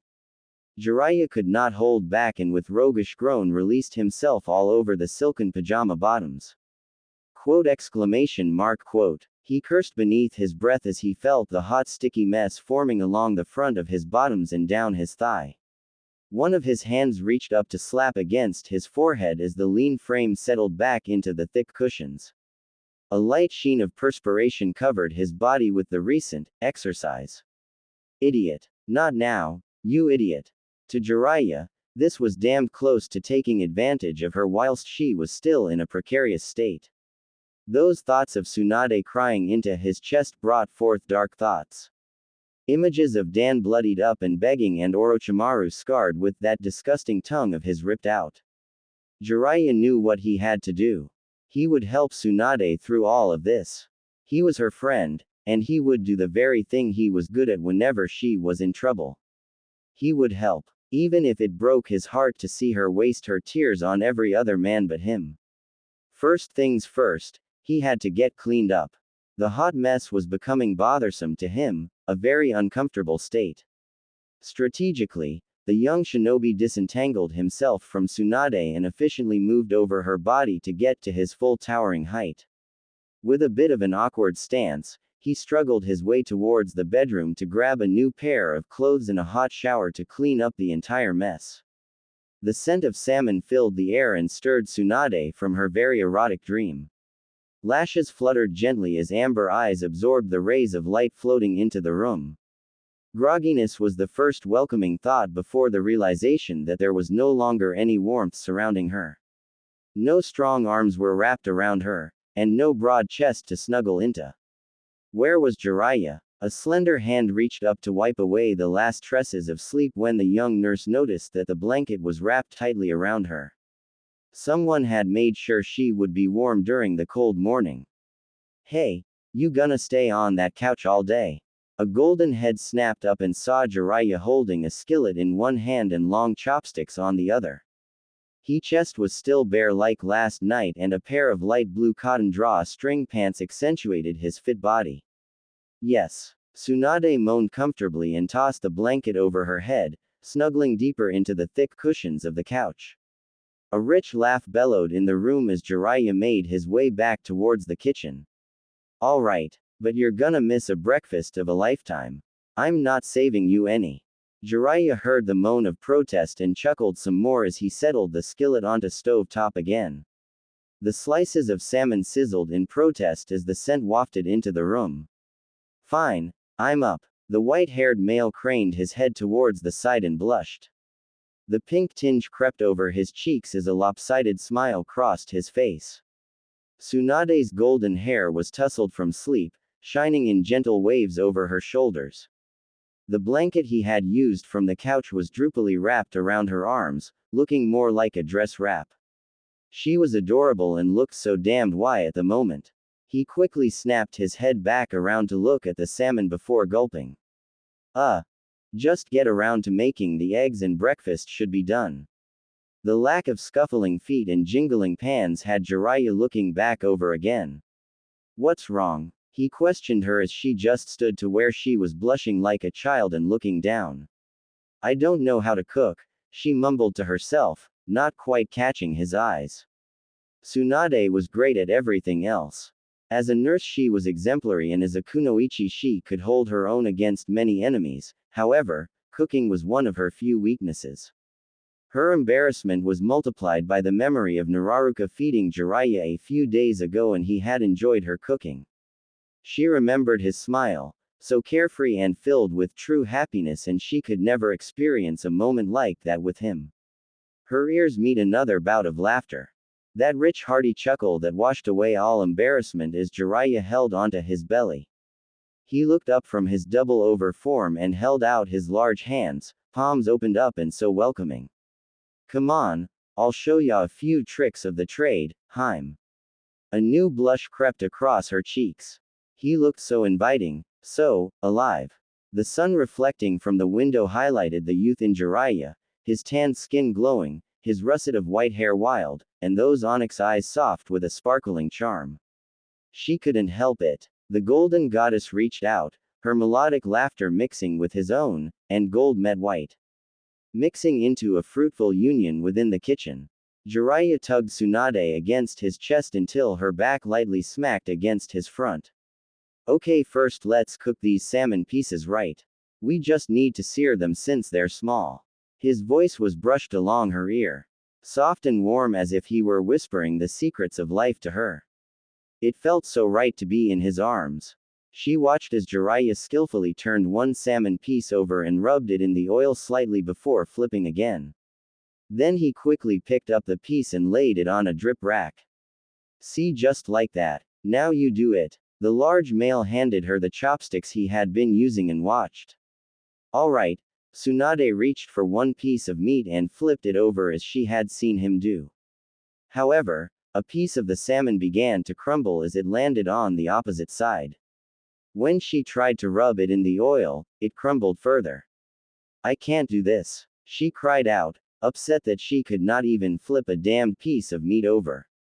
Shish, Harem, calm down. It's still salvageable. Look.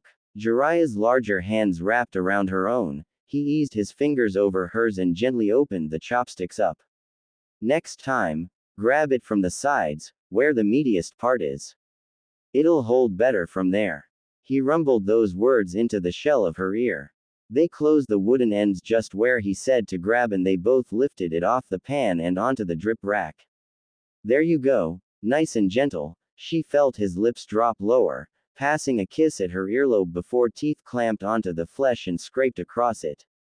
Yes, she hissed into his ear as Jiraiya's open-mouthed kisses traveled to her pounding pulse. The heat from his chest, and the strength in his arms, had Tsunade reeling with arousal.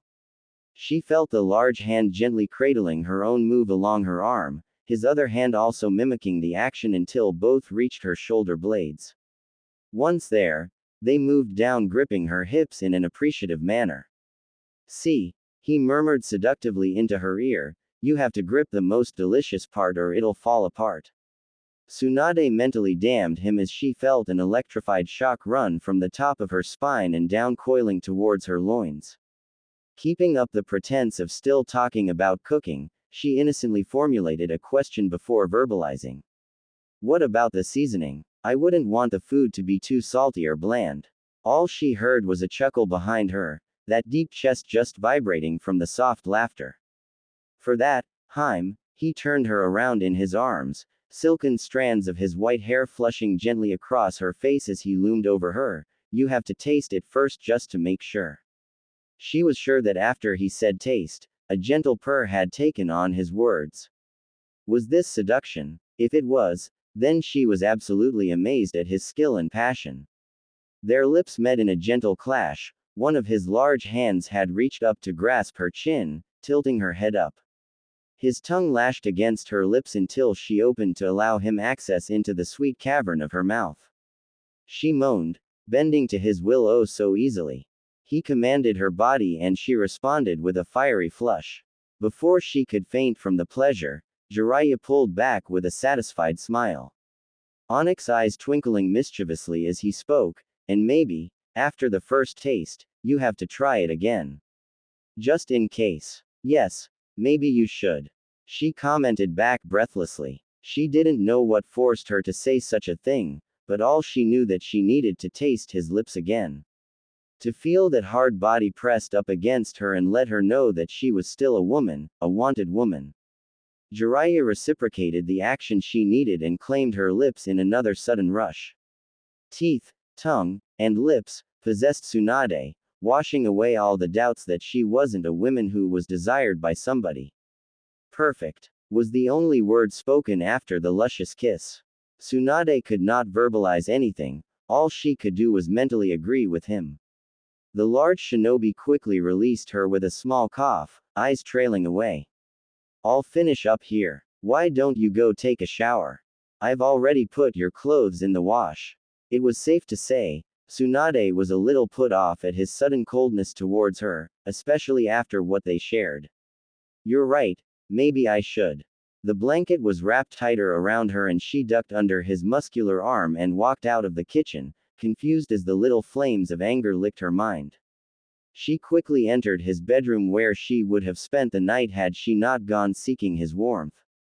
She was surprised to see that he had already laid out a pair of his shorts and another t-shirt for her to wear. She grabbed the towel she had used the night before. Upon entering the bathroom, her mind was already working on an answer. Why would he suddenly just stop? As the warm water began to wash over her body, a thought suddenly clicked. Did he stop because he knew I would feel guilty? It was true, there was a tinge of regret on her part. She did allow the kiss on the premises that she wanted justification that she was still hot. Did he know she had used him? It was not as if that was the main reason. Jiraiya was just a very good kisser. He was so intoxicating, and the way he used that tongue. A veil of guilt finally washed over her. He deserved a woman who would not use him for her own personal reasons. He needed more than that. In her mind, that would have been the main reason that Jiraiya would suddenly just stop kissing her. He knew that he was being used, and he would not settle for it. He shouldn't have to settle for it. But it angered her either way. How dare he continue kissing, twice for that matter, and suddenly just stop just because he began growing a self-consciousness. Jiraiya quickly finished making breakfast, guilt seeping into his consciousness at his sudden kissing of Tsunade. He had not expected to do such a thing, but his mind was elsewhere, dwelling on the fact that her hips felt so right in his hands. The scent of lavender was so intoxicating upon her skin, and the soft press of her bottom against him. It was safe to say he wasn't thinking at all. She just felt so right in his arms. As if she had always woken up by his side and they had always cooked together. Damn it. What the hell was wrong with him?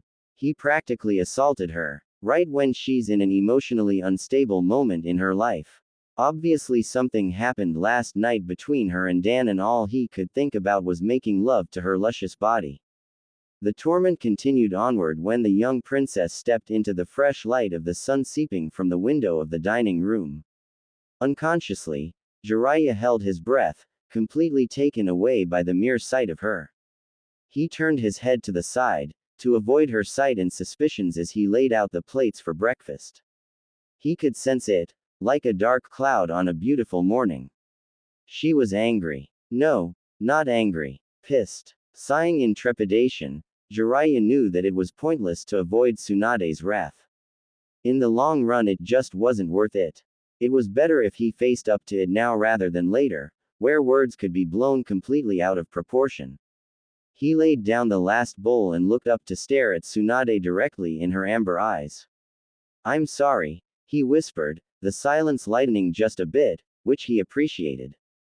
However, Tsunade was more than surprised at his sudden direct approach and apology.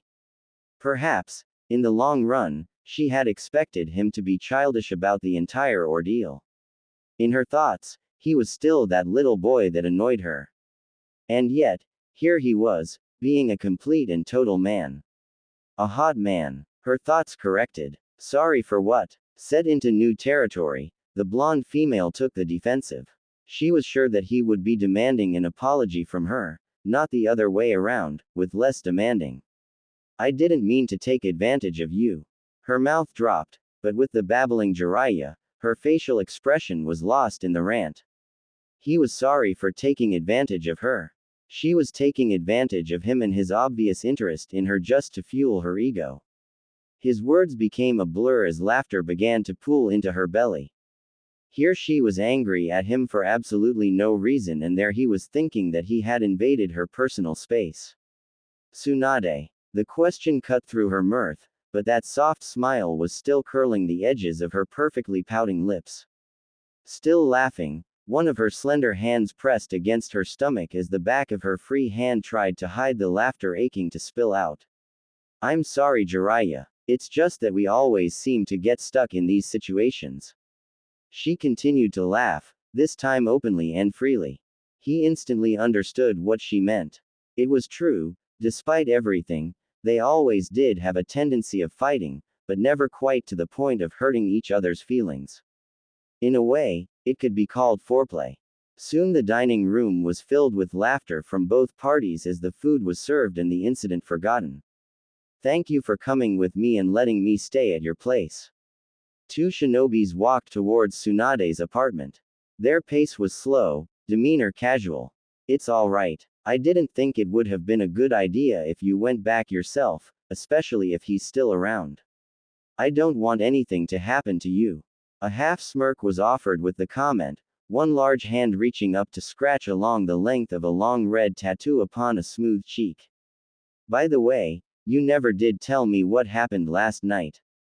The reminder brought Tsunade back to a chilling halt a block away from her home. All she could remember was the sight of pale bodies pressed against each other in the moonlight. The sickening stench of two pairs of eyes looking at her in a glassy manner. The muscular male stopped and turned to watch Tsunade instantly lock up at the mention of last night. His anger rose at the look of sudden hurt upon her angelic face and knew that if he ever saw that son of a bitch Dan, he would beat the living shit out of that prick. Hey, I won't mention it again. Okay. His body seemed to react automatically, and his strong arms wrapped themselves around her shoulders, cradling her body into his protectively. A hard chin rested upon the golden locks and Tsunade pressed her face into the wall of flesh in front of her, absorbing the strength that radiated from his body. After a few minutes she pulled back, embarrassed at the spectacle she had made of herself. Thanks. She laughed lil tingly. I seem to be saying that a lot to you. Saying what a lot? Thank yous and I'm sorries. And crying into your chest. She clasped her hands behind her back before lightly skipping as she stared into the ground. Her feet expertly and fluidly avoiding the cracks on the ground. Oh that. A broad grin split his face into a beaming smirk. Don't worry about. This chest was born and carved for your tears, Harem. Anytime you need it, it's right here. With a purposely large bravado Jiraiya thumped his chest with both of his fists like a gorilla. She laughed then, a humbled giggle that lightened the mood as they approached the apartment. After a few flight of stairs, the laughing duo slid inside the dark apartment. Jiraiya had entered first, wanting to ensure that it was empty. The last thing he wanted, although it took a full battle to decide, was Dan to still be here. Luckily the room was empty and they both entered the living area. Tsunade breathed a sigh of relief. Her only fear was having to reveal the reason why she had run all the way to his apartment last night. That would have been unavoidable if Dan had been here. I'll be as quick as possible, she commented before making her way towards the bedroom. Just before entering the threshold to her room, Tsunade paused. She didn't want to see the evidence of Dan's betrayal. The memory was already painful enough. She didn't need physical evidence to enforce the fact. Something wrong. Jiraiya hollered from the doorway. A hammering sensation pounded in her chest, jolting Tsunade out of her daze before furiously shaking her head at the question. She knew her voice would fail her if she spoke. Not wanting the white-haired Sanin to worry about her and investigate the bedroom, she slid the door open. The sight she saw was exactly the same image she had in her head. Apparently neither Dan nor Orochimaru took the time to clean up after themselves. There were obvious stains on the bed. The very bed she used to lay at night next to his body. The bed she had once, a long time ago, felt so comfortable and safe in. Now it was a foreign object to her, something that aided in Dan's betrayal to her. Avoiding any connection with it, the medic tiptoed around the mess and made it towards her drawers. She swiftly pulled out various drawers and took out piles of clothes ranging from sleepwear to underwear and casuals. She ran to each closet and pulled out several dresses and jackets along with a rather large suitcase. Wanting to leave the stained room, Tsunade shoved article after article into the suitcase, not caring if they were to get wrinkled from the handling. She paused in her tirade when she noticed the strappy little number she had bought last night from that lecherous old man near the door. She could just leave it there as a reminder for Dan on what he would miss out. Tsunade slowly walked up towards the garment, stopped then turned around to shove more clothes into the bag. Then she would return to the same spot before once again going back to packing. This routine repeated itself constantly until finally she ripped it off the floor and shoved it into her suitcase. Better safe rather than sorry. With Dan's obvious preference in the opposite, it would do her more good than him any harm. Jiraiya heard the sudden commotion inside the bedroom but thought better than to interfere. This was something she obviously did not want him to interfere into, and he would respect her wishes thoroughly. Feeling a bit idiotic just standing at the door, the large shinobi shouldered his way inside, hands delved deep into the pockets of his jeans. Today he had worn regular clothes, he had already been late for training, so it was pointless to try and make it. He would deal with Sarutobi-sensei somehow. The simple white cotton tee stretched over his muscular body like a second skin. Long legs strode towards the kitchen and cabinets were opened and closed until he found a cup to put water in.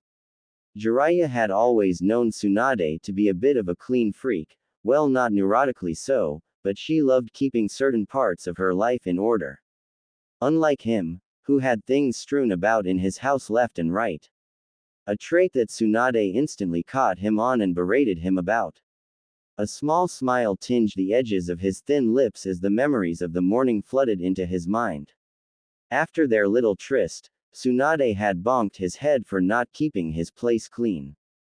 After he had offered her a stay there, she had begun to clean up. She gathered bowls, papers, scrolls, and even more bowls before dumping them all in their respective places. While he did the dishes and cleaned the kitchen, his precious Harem tidied up everything else. It wasn't long before his apartment looked livable once again. Jiraiya chuckled as he sipped the refreshing water, choking as his laughter had the water caught in his throat, leaving him in a hacking fit. Clearing his throat and washing the cup, along with other dishes, the male was surprised to see the kitchen rather messy. Tsunade didn't cook. That was a well-known fact, yet it looked as if the kitchen was used earlier during the night. Shrugging, he wiped the counters clean before making his way towards the living room. He noted that near the door there were plastic bags and spilled fruits and even broken glass. Maybe that's why she paused right there.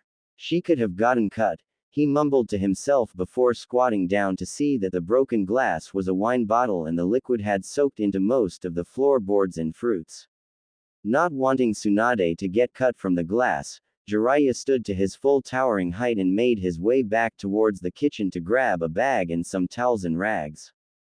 Returning to the scene of the crime, the snow-haired mountain of a man hunkered down and began to pick up wine-soaked and bruised fruits, dropping them one by one into the bag. Then the glass followed suit.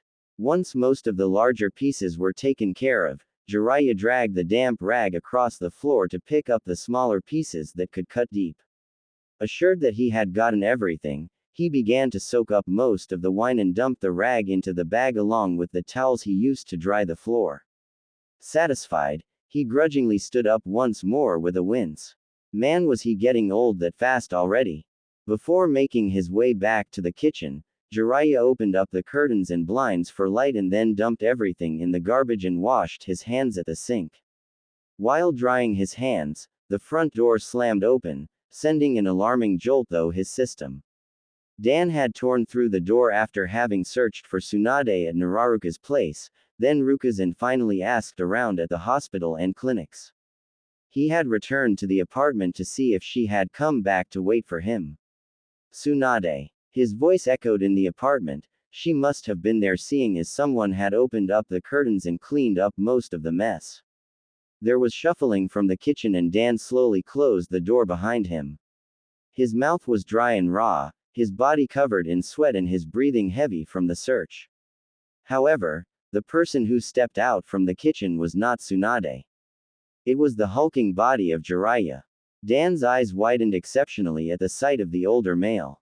Jiraiya-kun, he stated, completely dumbfounded at the sight of the man in Tsunade's apartment. Did Tsunade tell him what had happened between them? Did he know about Oro-kun and him? Dan. The response was cold and filled with bitter anger and hatred. It was a face that Dan was not familiar with. He had grown used to seeing Jiraiya's always smiling face and carefree attitude. This was a face he could never link to Jiraiya. Just before the muscular Sanin could get anything else out, the bedroom door slid open and the sight of the golden medic carrying a large suitcase. Her amber eyes widened in shock to the point of saucers. It was barely a second before a deep scowl overtook the shocked face. With sudden determination, Tsunade stomped her way towards the exit, dragging her suitcase with her. Tsunade, Dan whispered, pleaded actually. Please listen to me. What happened? Don't. She dropped the suitcase as soon as Dan had touched her shoulders. She turned on her heels and pointed a finger at him. Don't make excuses. What I saw you doing last night. You two were behind my back. For spirits only knew how long. You and, look. Please just don't walk out. Let's talk. I love you Tsunade more than anything. It was at that moment that Jiraiya saw red. He listened to the conversation and caught the words of for so long. How dare that son of a bitch cheat on his Harem? Who in their right mind would cheat on Tsunade, ever? With a malicious growl, he tackled Dan over the couch and pounded his face as hard as he could. The younger male's pleas and cries for help filled the living room. You piece of shit. With every syllable, Jiraiya's fist cracked into the pretty boy looks of Dan. How dare he treat Tsunade like shit, some other woman behind her back like she wasn't worth a damn. He'd beat some goddamn sense into this moron even if it killed him. Tsunade was rooted to her spot with shock. She hadn't even seen Jiraiya tackle Dan, it was like a blur. When the cry and gargles of blood-soaked stops filled the room, Tsunade launched herself onto Jiraiya, pressing her body against his back and wrapping her arms around his narrow waist to stop him. This gave Dan momentum to get away and Jiraiya a new drive to just pounce again. The sheer power and anger coursing through him nearly knocked her back, forcing Tsunade to use her exemplary strength to keep her hold upon him. Why the would you protect him? He yelled over his shoulder. Words spouted in heathen rage. He screwed around with another woman. He doesn't deserve your goddamn forgiveness. His words affected her deeply. It didn't enhance the hurt, it removed it. He was doing all this for her. He was getting angry for her and fighting for her. She needed to stop him, before things got worse. Before he hurt himself by destroying Dan. Jiraiya, please stop. She pressed her face against his back, as her arms tightened even more around his waist. I don't want you to get hurt. If you keep hitting him, the stitches on your hand will rip open. With those words, he stopped. She isn't defending him, she's trying to make sure my hand doesn't get hurt from beating him to death. The enraged male stopped struggling and sagged against the hunch of the couch. In response, Tsunade loosened her grip and felt him turn around to face her. Dan watched the two interact. His nose was broken. He could feel the gush of blood running down towards his shirt.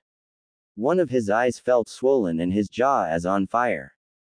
But those nuisances was thrown to the back of his mind. All Dan could focus on was the sight of the two so close to each other. Rage filled him. Tsunade was still his girlfriend. Who the did Jiraiya think he was getting close to his girlfriend? Through his peripheral vision, the male Sanin noticed the flash of anger in his eyes. He reacted as if her were an alpha who had his title and woman stolen away. Sneering in opposition, Jiraiya reached up to cup Tsunade's face, cradling the angelic lines of perfection as his thumb stroked the soft skin of her cheek. White strands collided with golden ones as his lips brushed across hers. Just for you, I'll stop. Only for you. Lips clashed in a gentle stroke. Devilish tongue begging for access into her tender mouth. Tsunade moaned, flowering her mouth open to his dominant muscle. Dan gritted his teeth, causing a shooting pain across his jawline. His hatred for the tall shinobi grew exceptionally. Tsunade sighed at the tender kiss, it was perfect. The right amount of pressure, the subtle flicker of tongue to tease her senses, and the sheer taste of him set her off. When he pulled away, there was a flare of disappointment followed by embarrassment. Her head was whipped to the side and she saw Dan bleeding with a glare. How could she have ignored him completely? Suddenly the medic inside of her took over and she moved to rush towards Dan. Calloused hands held onto her wrist, tugging her back against the hard wall of a chest. Let's go. Jiraiya stooped low to grab her suitcase with little to no effort. He's hurt. He asked for it. We'll send a message to the hospital that he's bleeding from a flesh wound. I have to treat him, it's my job.